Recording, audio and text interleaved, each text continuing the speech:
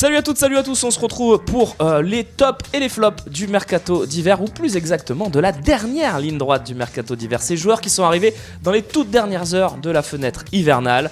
On commence avec un top, c'est Lucas Ocampos, l'Argentin désiré par Marcelo Bielsa, a eu du mal durant sa première année et demie à l'OM, mais à son retour de prêt d'Italie, il s'est complètement imposé dans l'équipe de Rudy Garcia sur l'aile gauche.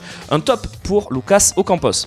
Le deuxième top, c'est un joueur de club, Alexis Romao, arrivé à la mi-saison lors de la bonne saison d'Eli Bob, qui finira deuxième avec l'Olympique de Marseille en 2012-2013. Il est parvenu à consolider déjà un bloc bien solide de Eli Bob.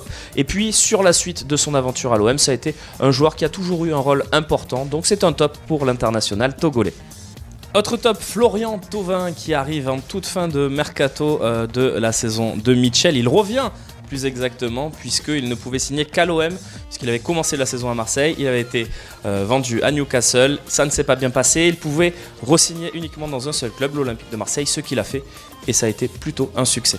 Premier flop de cette liste, il s'agit de l'Écossais Steven Fletcher, arrivé comme une sorte de Messi pour renforcer une attaque olympienne en berne. Il n'est pas parvenu à s'imposer réellement sous les ordres de Mitchell, puis d'ailleurs de Franck Passy. Steven Fletcher n'aura inscrit que 3 buts en 18 matchs à l'Olympique de Marseille. Bye bye Steven. On termine avec l'arrivée rocambolesque d'Olivier Ntcham. Quelques heures après les incidents de la commanderie, il y a tout juste un an, il arrive et signe à l'Olympique de Marseille en prêt avec option d'achat. Une arrivée qui précipite le départ d'André Villas-Boas, qui ne voulait pas entendre parler de l'arrivée d'Olivier Ntcham. Plus tard dans la saison, il n'aura pas non plus convaincu Nasser Largué ou Jorge Sampaoli de lui faire confiance. Que nous réserve cette dernière ligne droite? Plutôt du top ou plutôt du flop? On le saura très vite sur le Phocéen.